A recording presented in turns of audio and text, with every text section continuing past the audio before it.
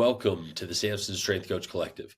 On today's episode, we have Sam Daoust. He is a strength and conditioning coach, a tactical strength and conditioning coach in Canada. I originally met him through the one and only John Bloom Zoom, right? But we were able to meet and then obviously getting to learn more about his experience starting out in Canada, which obviously has a little bit of a different strength and conditioning culture than America. And then his time spent in America as a strength coach, and then now his time back in Canada as a tactical strength coach. So bouncing back and forth. But it was really cool because we got to talk about, the immediate experience that he got based off of being a strength coach in Canada, having to run his own teams. And let me not divulge the entire episode right here. I apologize. But we got to discuss that. And then we even dive into what his favorite state is within the United States. And so I want you to guess when he tells you where he lives, because I'll ask him at the end of the episode. You take a guess. And if you are correct, you get a big thumbs up from me. I don't think we get to send you a t-shirt or anything, but you'll certainly have my love and admiration, which you already do as the listener. So as always, thank you for listening, and I hope you enjoy.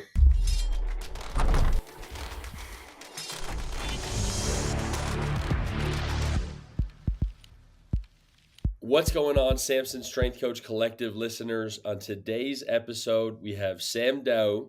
He is coming to us as a Canadian strength coach, and as you'll see, he's got a long back and forth relationship between the United States and Canada. Are we even allowed to have this podcast right now? Are we okay with doing this? That's a good question. That's a great.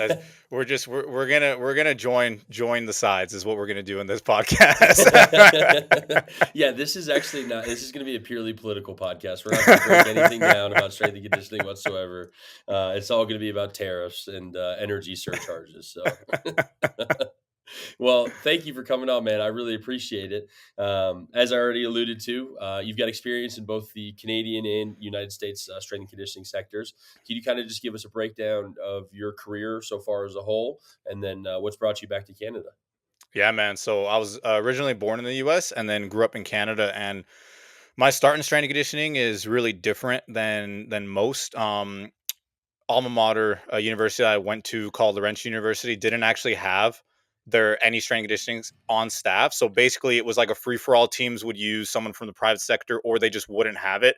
In our case, I was a varsity soccer player, and our team literally would just use like student trainers sometimes if the head coach had a good relationship with them and was like, "Oh, this guy's fit. Yeah, man, you could do it." So I kind of ended up developing that relationship, and I wasn't always seen as the most skillful player, but I was kind of seen as the kind of like rough and tough, like make tackles type player that was like fit, whatever. I didn't think I was that fit anyways, but that's how I was seen. So he was like, "Hey, like, do you want to run it?" And I was like, "Yeah, I guess, man." So that winter, which was fourth year of undergrad, that basically from like January until, because they wouldn't do any like training in season or none of that. Like he would not even go near that, obviously, classic. But that off season, a whole winter, I just ran it, and it was only like twice a week, but it's still hilarious to look back. Like no CSCS, no real education on like my kin degree. And I'll look back at some of those workouts and they're hilarious. Like not they were that bad. Like, I mean, it was still better than those guys doing absolutely nothing. But so that was my start. And then from that, we ended up working for a private sector company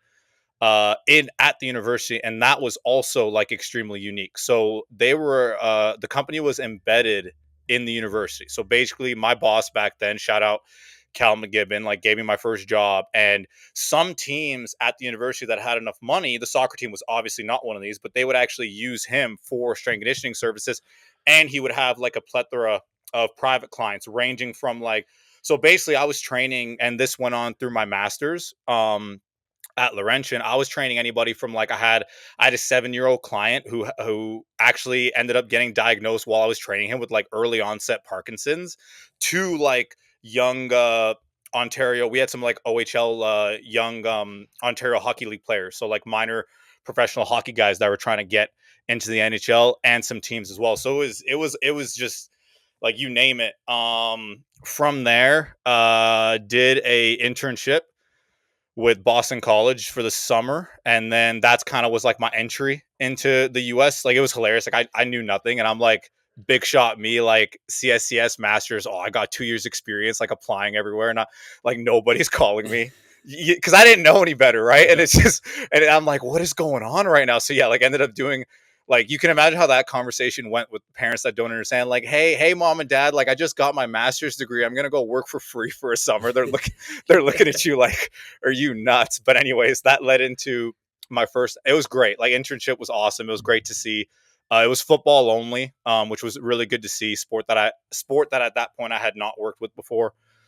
Then went to basically Newberry College, which was a D2 in South Carolina. Then ended up at Northwestern State, lower level Division 1 in Louisiana, and then Stephen F. Austin in Texas. Which kind of, as I was coming to Stephen F. Austin, I was working with a bunch of different sports. During my time in Louisiana, I started to kind of focus in a little bit in the basketball world, and then by the time I got to Stephen F. Austin, like that was my main gig was men's basketball. After doing that for a while, completely flip flopped, and now I now work in the tactical sector with the Canadian Special Forces, actually up in Canada. So yeah, back in Canada now, which has been pretty recent for me. So I only moved back this past November. What an awesome background. I mean, seriously, and then to experience it in such different ways, and so funny to me when you bring up like writing your own workouts for your team, right? Like it makes me think of I had a buddy who was on my team in high school for track and field. He was an 800-meter runner, and I was writing programs for him, and it was like I grew up on bodybuilding stuff, so it would be like 4x8 deadlifts at like 85%, right? Like, and I remember he said one day, yeah, my strength coach said, can you stop doing those workouts? Like they're not helping you. And I was like, yeah, man, he doesn't know better. And it's just so funny, like you say, to look back and see the workouts. But obviously there was a passion there. How was it running the workouts, especially as being a teammate with these guys? I'm sure you couldn't be the typical American authoritative strength coach that you sometimes picture. It was interesting because literally the year before I was these guys' team. A lot of these guys had come in, like we were like part of the same rookie class and like had gone through stuff like rookie stuff together. Which if you've been part of like varsity sports, like you know what that's like. It was they actually to their credit, they didn't kind of try to take advantage. They actually were just kind of excited to I felt like because it was only twice a week, to them it was kind of like, oh, this isn't that much. And they were almost like excited to do it because they felt like they were getting taken care of a little bit. There Hmm. was still a little bit of that aspect where, yeah, I couldn't walk in there and like berate a guy because he's gonna look at me like, dude, I used to start over you last year. Like, what are you talking about? Like, but because I again like because of my what I was known for on the team and respected for that side of it, that did kind of help me in that environment. Now, that being said, it was still hilarious because, for example, like we used to work out Tuesdays and Thursdays, and like Thursday night in college, like at least in Canada, like that's pub night. So we'd have like a pub on campus. So I'm not lying. Like our workouts were like, I don't remember, there's probably 7 to 8 p.m. And then it was like, all right, boys, see you at the pub in 2 hours. Like, how's that for post workout recovery? So just no, it's like I look back on it and it's hilarious, but I it was, even though it was extremely unique, and don't get me wrong, like could it have been better if I had been, taught more formally at first? Sure. But I'll say the one thing that I learned doing that right away, and even in my next job where it was already like day one, it was literally, hey, here's some clients, program for them, was I had to learn to problem solve like very Hmm. quickly early on in my career. That mixed in with the aspect of, again, like talking about facilities, like we had nothing for facilities. So talk about being able to think on your feet. There are days I'd have a client and we wanted to use, like whatever, like take whatever machine, like I didn't know I could walk up to it that day and somebody else is using it. And then it's like, all right, like you got 10 seconds there to think of something else because that person's paying you. So there was a lot of it that could I have learned more starting out, 100%. But those problem solving skills are something that, when I got to somewhere like Boston College, which was amazing, like I got to see the other side of it, which was like, hey, let me see an extremely well run, oiled machine at the highest level. Like Coach Phil Matus, who's now with the Pittsburgh Steelers. I mean, that place was insane walking into that. But at the same time, I still saw that if I had started there, yeah, it would have been amazing. And I would have learned all this amazing stuff about how to manage a room, which I needed. But that problem solving aspect, when we literally had all the equipment you could ever want there, I wouldn't have got those skills. So that's why I'm grateful for how I got my start, because even though it was different, it did come with its advantages. Yeah, I know, absolutely. I feel like it just teaches you so much more, and the pressure aspect of it too, right? Like it's so interesting because I'll try to teach our interns now, like, okay, here's this program. Athlete comes in, he sprained his ankle, and you've got Yeah. to, come up with what you want to do instead of back squat today or whatever, right? And it's funny because those examples have actually happened to me, but it's been in that instance I immediately have to come up with something versus like me kind of holding their hand and talking through them, and saying, well, maybe you should do this, right? In your case, you just had to come up with it immediately. Yeah, man. No, like that was it. And again, my boss was there. He was there to help me, but he also took a very hands-off approach. Like, to get that job, you had to demonstrate a level of actual like programming knowledge. So, like, my interview for that job was actually having to show him what I had done in that. Like, I would have never got that job if I didn't work with the soccer team and was able to Mm. at least show, even though he knew it wasn't perfect, like I was able to show, hey, look, these are the programs I wrote. Like, one of the cool things I remember when I interviewed there is, and I still haven't really been asked this since, is he asked me to give him my workout program. And like I was just like, I was like, wait, what? Like, hold on a second. But then, like, it made sense. And then, like, yeah, like I had to actually like give what I was doing and then have the reasons behind it. So it just, yeah, it got me thinking about what I was doing and why I was doing it super, super early in my career versus kind of like you're talking about, like, hey, here's this program, run it. And then sometimes you just don't know exactly why you're doing the things Mhm. that you're doing. Yeah, I remember the best example I was ever given of it was by Dan Worth at Tennessee, where he just told me, imagine every time you're writing a program, you're giving a talk to 100 people, and you're going to get asked one question by every single one of those people, and you better be able to justify exactly why you have those things in there. Yep. And it's funny because now if I handed over my workout program, it'd be like, well, I'm doing this because I felt a little bit tired that day, if I'm being honest. Yeah, I just hit buys and tries today, so there's no scientific reason. I was just feeling a little sleepy. Oh yeah, uh, no. Yeah, no, 100%. No, like I definitely like at that point too, I was still like kind of working out for fun. Like I didn't have an actual training program written for myself. So mhm. I totally like wrote it and like I mean, like I don't like you know how it is. Like you're going for an interview, like you're gonna embellish some stuff and be like, oh yeah, man, like I'm doing this for power development. Like, all right, like you said, I probably just hit some buys and tries that day. But hey, I know what this means, you know what I mean? Like so Yep, yeah. that's awesome. And so, how did you get kind of exposed to, like you said, you went to Boston College to be an intern there? How did that idea kind of come to you, and how did you understand and first start learning about the American side of strength and conditioning? Yeah, so from a lot of podcasts, honestly, like that was the big thing. And I really didn't. It was a mixture of podcasts, and actually, I have to give credit to not that this is an endorsement or anything. It's just the truth of like Strength Coach Network. I got a membership in the second year of my master's degree, and there were a lot of resources there that talked about um just career progressions and things like that. And I even had conversations with people on there where I was kind of telling them like, "Hey, this is what I'm looking to do," and I explained to them what I had done. And they were like, "Yeah, man, like." You need to start making some connections. So that's really what made me realize because being in Canada, I just kind of thought like I knew what strength conditioning was in general. I knew that it was big at the college level in the United States. I knew that it was it was a thing at the college level in Canada too.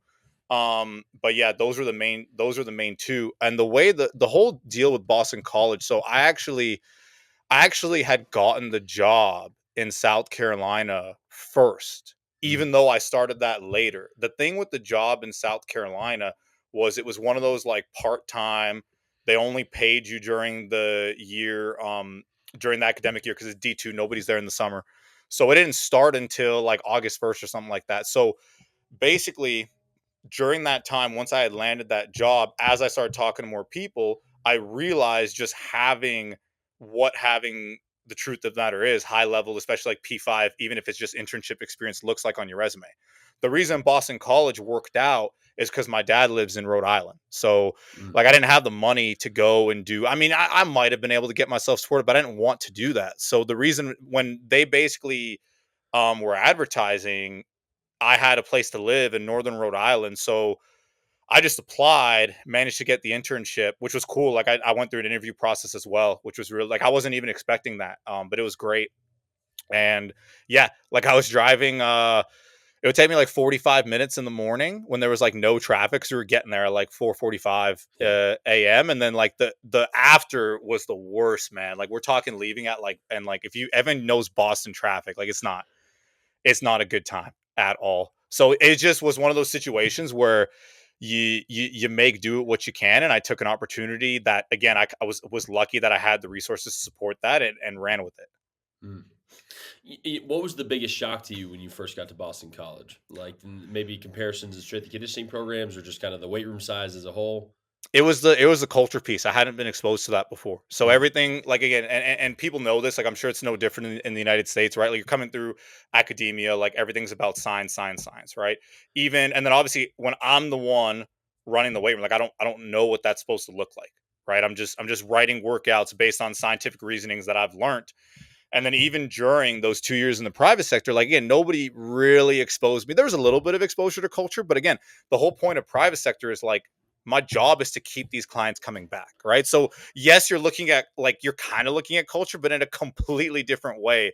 So that was the biggest thing, was when I got there, I'm expecting it to be like, here are these super fancy methods that we use. And then I'm watching them and I'm like, oh no, this is like basic stuff Mhm. overall. Like, don't get me wrong, I'm not saying nothing was advanced, like, it's good, but like, it's the stuff that I mostly already knew with some things added in. And that was the X factor. I thought the X factor was going to be programming, and I'm like, no, the X factor is just the culture, and just how these guys attack the workout day in, day out, like all the intricacies of how our staff was set up to coach every day, right? The way the workout was laid out, what music was played during the day, right? Like the location of doing different things, because the way it was set up, we had like an indoor field house, the weight room, and then like an outdoor area, right? And I was never exposed to that much availability Mhm. and being able to use that, and just where they would set different things up to have the workout flow. Yeah, that was the biggest thing that I learned there. And that they preach, like, to their credit, the whole staff there, our internship coordinators, that's all they talked about, right? Like, and at first when I got there, the truth is I was kind of like, like, I don't really know like what this is. And the more I saw it day in, day out, the more I realized, like, hey, I'm actually gaining some extremely valuable information here that I've just never been exposed to.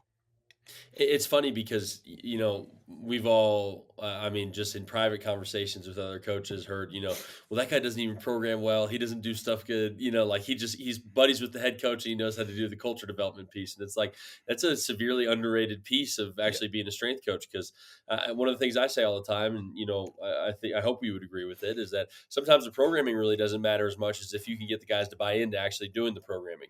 And so it could be a very simple program, very easy, but at the same time, if the guys don't want to be there or girls and they don't care, then it doesn't really matter. And so I guess I'm not too surprised to hear that it's a little bit less on the science focus, more on the culture development, because we have a German GA here who's had the exact same experience. Right, he came in, saw my program for the first time, and I think he like gasped. He was like, "I can't believe you're doing like this simple amount of stuff and everything."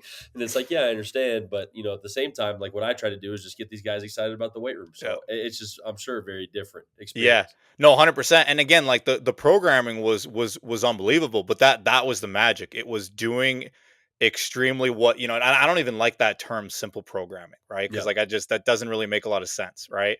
It was extremely simple programming done the right way with the proper intent week after week. And like, when I was there, there's like, that summer we literally had two first rounders in that weight Mm. room. So you can't, like, what are you going to say to that, right? Yeah. Like, you can't say anything to that, right? Like, it's Boston College. Like, they're not exactly, no offense to Boston College, amazing school, love it there. They're not known as a titan in the P5 world. You know what I mean? So just Mm. to see what those guys were able to do day in, day out, to get all those guys to just buy in, again, not just like, we're not talking different groups, right? But the entire, like, just one of the things that was most interesting to me as well was just like, they had this whole ranking system of the team, where like they had basically like three different categories, and it was completely earn your stripes, right? It was, hey, if you wanted to get in our vet category, you got to earn your way up there. And yeah, when you earn your way up there, there's perks involved to be there, but you got to earn it. And it was not always the best players that were up there,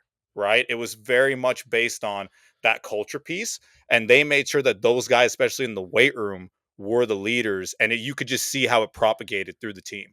Mm. And so, what was the biggest thing that you learned about culture development there? I think I learned that, number one, it takes time, and you got to plant the right seeds to let it develop. You can't just demand it day one. It can't be, hey, I'm the strength coach. You're going to do exactly as I tell you, exactly in this way. That doesn't work. Now, especially for a guy like me. When I was going into South Carolina, nobody knew anything about me. Nobody cared what I had done in Canada. I'm a nobody, right? Yeah. I'm 24. I was 24 years old. Like I had athletes older than me in the in the D2 world. Not are always age gaps. Like there's a few wrestlers that I was coaching that were literally like 2, 3 years older than me, right? So that's the biggest thing. It's showing those guys. The first thing that I always do when I'm working with with anybody, like new individual client, team, like you name it, is show them that my number one goal is to get them better, right? I'm in it completely for them, not for myself. All I'm trying to do is guide them to get them to achieve their goals. And then as you slowly build that trust and show them that your focus is 100% on them, then you start to slowly add in more of those culture pieces that you want to see to start to continuously change behaviors. And you don't always want to change behaviors, right? Like that's the other thing. Like actually analyze what's in front of you. I've worked with people and I'm like, from day one, it's like, no, you're good. Like, I don't Mhm. need to. But if you're in a team setting and you have those people that are good, you better put them to the top and you better make sure that you give them the opportunity to lead so that everyone else has to follow. Like, one of the things I always hated, um, as far as like I hate to me one of the punishments that I used when I got to South Carolina was when kids were late instead. And don't get me wrong, like I'm not saying making everyone do a team punishment is wrong. I've also used that. But one of the things I started to do is when you were late a certain amount of times, you just had to sit in the corner and not work out and watch everyone work out. Because my thought process around it was, hey man, if you can't show up on time, like you don't deserve, this is a privilege. Like I want you to sit there and I want you to see how much fun you're missing out on in the weight room right now. I don't want you to just come in and know, all right, coach, let me do my 50 burpees, get this, like, let's get this over with. Like that just doesn't always work. Mhm. Yeah, one of the things that I've used before is the timeout chair. So if somebody, just repeatedly we have the same issue, I'll literally put them in timeout right in the middle of the weight room, and that problem usually corrects itself almost immediately too, right? Yeah, man. Because one, they don't get to be a part of the workout, but then two, everybody else is, I mean, blasting them while they're in timeout as well too, and it's usually only a freshman kind of deal, right? I'm not putting a fifth year senior transfer in the timeout chair because he might just straight up quit. But it's interesting what you can pick up on from a culture development standpoint, and then highlighting the good that people do, and making sure, like you said, that that's elevated and that's at the forefront, so that they can be leaders by example. Like, just to go back to that piece where culture takes time to develop, I'll never forget this. Coach Matus told me, we used to do one-on-one meetings, which is really cool. And like I asked him, like, hey, like, how do you implement a culture? And then he said that. And then he said, he's like, listen, man, he's like, day one when we got here, first workout, we just did a dynamic warm-up. Like that was Mhm. it. But their dynamic warm-up was so different, so much more intent and purpose than those guys were used to. That's literally all they could do day one. Like that's it. He didn't go in there and rush everything, right? He planted that seed and set the tone day one, where those guys left day one going, holy shit, like we literally just did a dynamic warm up today. Like what are we in for? And that, again, you're planting that seed, but you're not throwing too much. Like in strength and conditioning, we always talk about like stress inoculation, right? It's the same thing. You can't throw too much at them, right? You slowly inoculate them and you change the behaviors that you want to change to get them to where you want to be. Mm. No, I love it, and again, it just it helps reinforce those things while allowing people to still to buy in, right? Yep. They're not, on the first day thinking, all right, this guy's a total jerk. I don't really care what he's trying to do, right? Yep. Because you're giving them the appropriate dose, right? We're not giving Yep. them the culture rhabdo that you can sometimes see with other programs. Yep. 100%, Uh, man.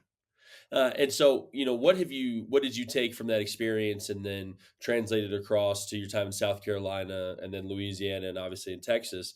And then have you translated it and brought it back to your experience in Canada now? Yeah, good question. Definitely, when I got to South Carolina, like that, one of the biggest things that had the most immediate transfer, I would say, because obviously culture, we talk about that, but it depends on so many things, right? Like literally depends on the head coach and how and what they are also willing to Mhm. do. But just like weight room management and literally how to set up a weight room properly to have a training day flow is the number one thing that I was immediately when I got to South Carolina.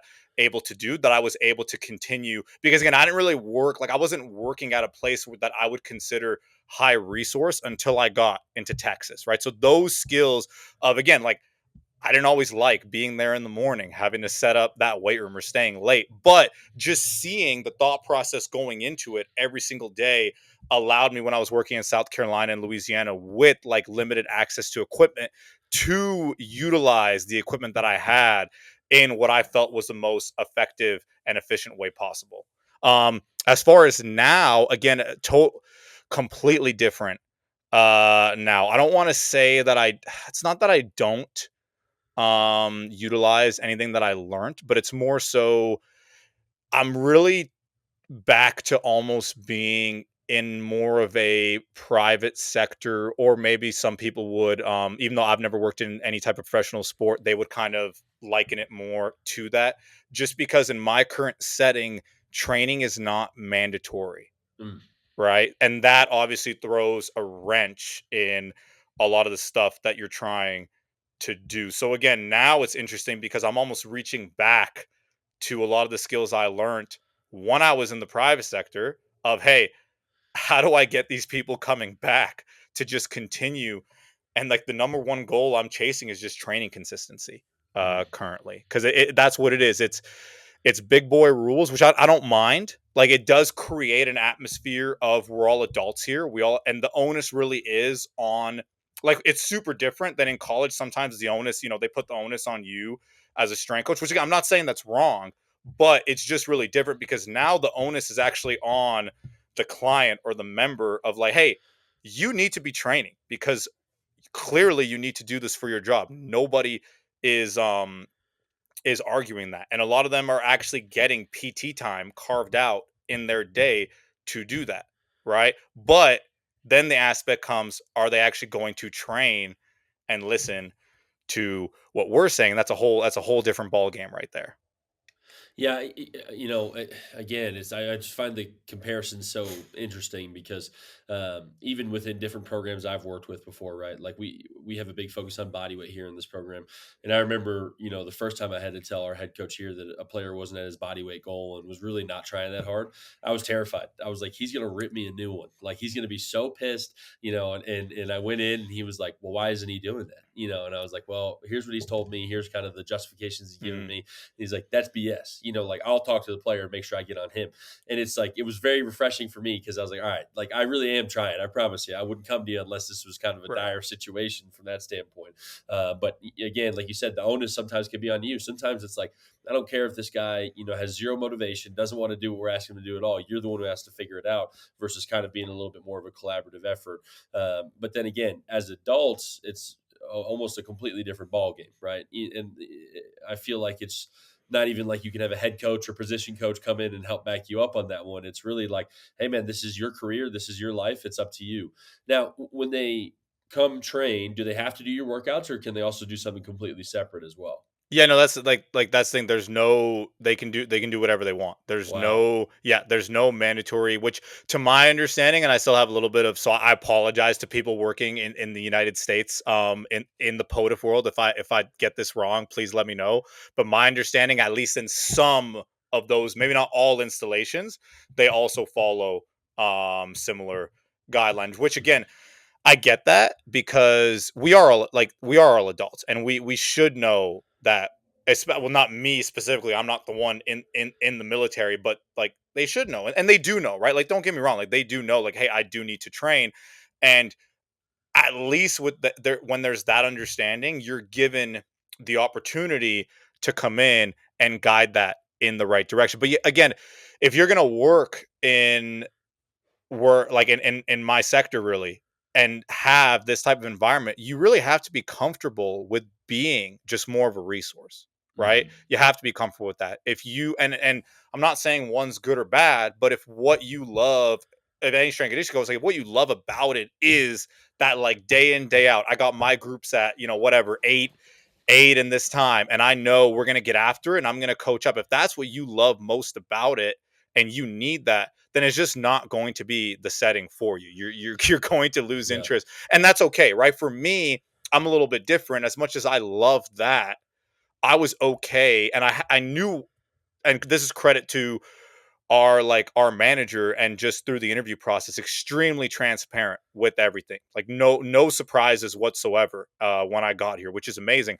I was comfortable with letting go of that piece because of the other things that came with this job. And with for me, the one thing that the reason I fell in love with strength conditioning was just helping people. Like that's Mm. literally all I cared about. And for me, I just along the journey just happened to find out that for whatever reason, because of a mixture of like my interests, my past, and my personality, I do have some skills where I can help people utilizing my knowledge with this. That's all I cared about. And now it's kind of humbling for me that, and I have to sit back a lot and really realize who I'm working with, that I'm now getting to, like, I get to help those that are that are signing up to literally protect the country that I grew up in. That, that the reason that I've had this, or I feel like I had this amazing childhood, is partly because of their sacrifice. And that's a big, was a big piece of me joining Mm. and wanting to do this job. And so when they one don't have to train in general, right? But then two don't also have to do your specific program. How do you get them kind of bought in? I'm sure there's some people who immediately come in and say, "Whatever you got for me, Sam, I'm going to knock it out," right? And then I know you're a successful person, right? Like I'm sure there's a attitude of also trying to get people to buy in and do what's most efficient, for them as well too. How are you kind of inspiring that buy-in? Yeah, so there's, as far as the service delivery, and this is a lot of credit goes out to our strength conditioning staff. We have two other strength conditioning specialists that work on our team that have helped me like a ton throughout my transition here. And the biggest thing that I've learned is when people, first of all, getting just the value of touch points with Mm. people, like you take that for granted in the college world, right? Like I literally came from a place where most of the year I would see my guys minimum 6 days, and a lot of them we would see each other literally every day, taking Yep. that for granted, right? So don't take for granted your touch points. It could be any type of touch point, whether it's for different types of yearly tests that have to be performed, right? Or just running into somebody that in the weight room, or even outside of the weight room, right? Don't take those touch points for granted. And when you get the opportunity to have discussions about the services you provide, be what I try to do, and again, I'm copying a lot here from what's already been done, is show them that there's really three levels of services that we can provide, right? And the most comprehensive is, hey, I'm going to write a program for you and you're going to follow it 100%. And that does happen sometimes, right? For different reasons, right? It doesn't even necessarily happen all the time. Sometimes somebody might have their own program and they come in, they're like, hey, I'm bored. Can you just give me something for the next, 2 months? Hell yeah, let's do it, right? That's would be the most comprehensive level of service. Then there's kind of like that mid-tier point, which is, hey, you might be running a program that you love, but you have a specific goal that you need it to be tailored towards. That's when we have that sit down. We see what you already have written, and we're just making modifications that we're both comfortable with to point it more towards your goal.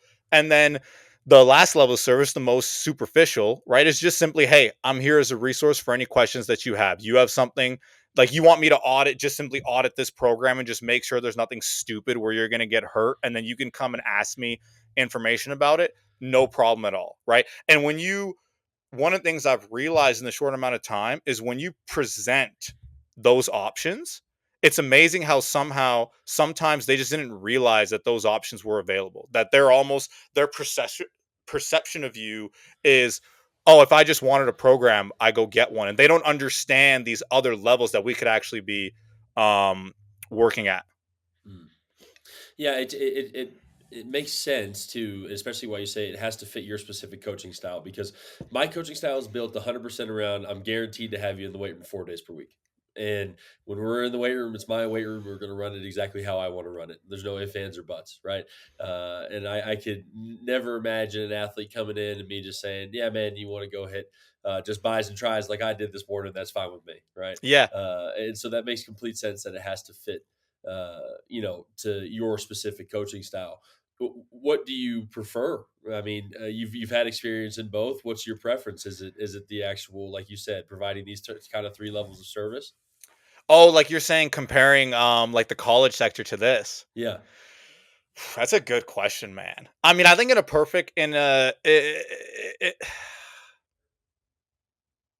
I think they both work in different ways. I don't know if I have a preference. Like the reality is I love a lot of my college players. And if any of them are watching this, like I had some dudes that like I had that level with where I knew like, look, man, like you got to come in at this time. I'm busy. The workout's on the board. Get it done. Yeah. And they'd get it done. Like some of my guys, if I'm not there, they're not doing it.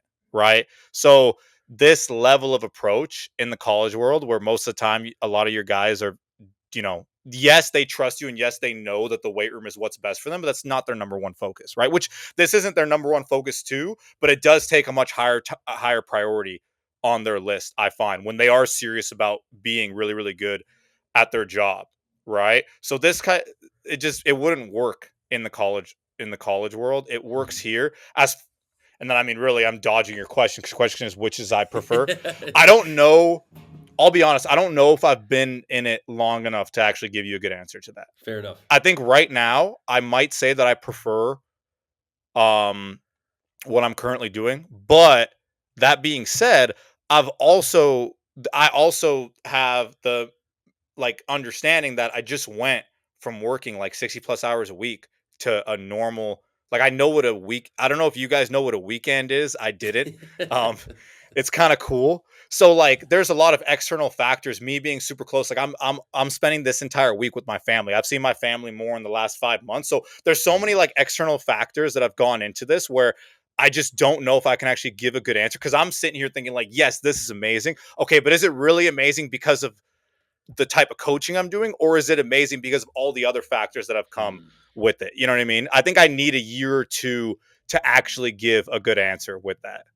Well, we're gonna have to have you back on the podcast in a year or two then. I, But again, it's just so interesting to me, and I'll be open, as well with you and the listeners. Like, there's always, and I think every strength coach would be lying to you if they didn't say, like, I've thought about different areas of strength and conditioning. I've thought about going into medical sales, like just doing something Mhm. completely different because of some of the reasons you just listed. And I had a conversation with my fiance, about a month before the season, and I was like, hey, look, I know we've talked about me doing other stuff in the future at some point, but like I'm kind of sick in the head. This is what I want to do for the rest of my life. Like, are we good with this? Like we kind of had to have a talk. Like, can we make it through and everything? And I thought it was very productive and it was a very good talk.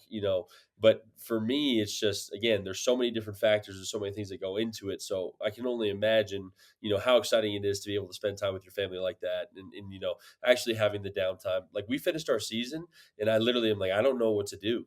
Like I don't like, and it's like your season's just done one day, and then it's like, okay, now I have time to go home at 4 o'clock. I can spend an hour at home at lunch. It's just like I'm a little bit lost now. In those conversations too, like one of the main things that I love the most is game day. Like I can't get it out of my head of like not being able to go into a game and being happy or sad. Obviously you want to be happy at the end of the day, but it's just fun to me for it to mean something. Do you miss the game days? Yeah, no, 100%, and that is a huge piece, right? Like there isn't a game day, right? Yeah. And I do miss it now. For again all the other reasons I listed, like being closer to family, having the ability to spend time doing other things, I was able to balance that. But that's like you make a great point. I think the way like you went about it is perfectly right. Like every sector or I mean every job, forget just strength and conditioning, has pros and cons, right? The best thing that you can do for yourself as a strength coach is be honest with yourself about what you love about the job, be honest with yourself about why you want to do this, look at every job for what it is and all the pros and cons, and talk to the people that are important to you, that you want a part of that decision, and then make the best decision for you, right? And that decision is going to be different um for everybody. But yeah, but do your research and everything, Yeah. right? You know what I mean? And that's the best thing that I was given that advice, at a I had some mentors early on that gave me that advice of like even when I was really really young and it was just like, "Oh man, I need a job." They're like, "Hold on, like pump the brakes, like do your research, man. Like look into really ask like just knowing what questions to ask for you to ask like on an interview, right? Like I went into like my first interviews always just like, "Oh, you have any questions?" I'd sit there and I was like, "Ah, like No. And Yeah, that's when terrible. can I start? Yeah, like when can I? No, but seriously, and I understand sometimes you have to do that. I'm not saying that I didn't take jobs that I like, not because I had to. Like everyone goes through that, right? But learning those skills of how to actually analyze jobs for what they are really important. Yep. No, absolutely. It's funny because we have a couple interns right now applying for GA opportunities or GAs, within the other sports here, applying for full time jobs.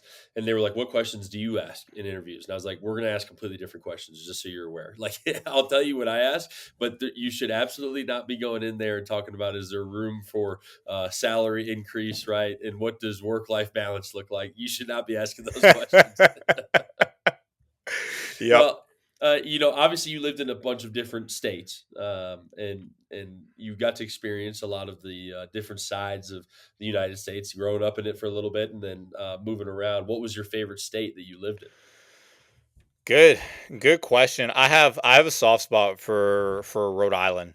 And I had a feeling you were going to say Rhode Island. people that have talked to me before, they've heard me because I this you were not the first person to ask me that question. I have a soft spot. Now, look, is that because like my dad's lived there since I was 4 years old, and I've always gone there partially, but big fan of beaches. Like it's more quiet. Like the beaches are a little bit quieter.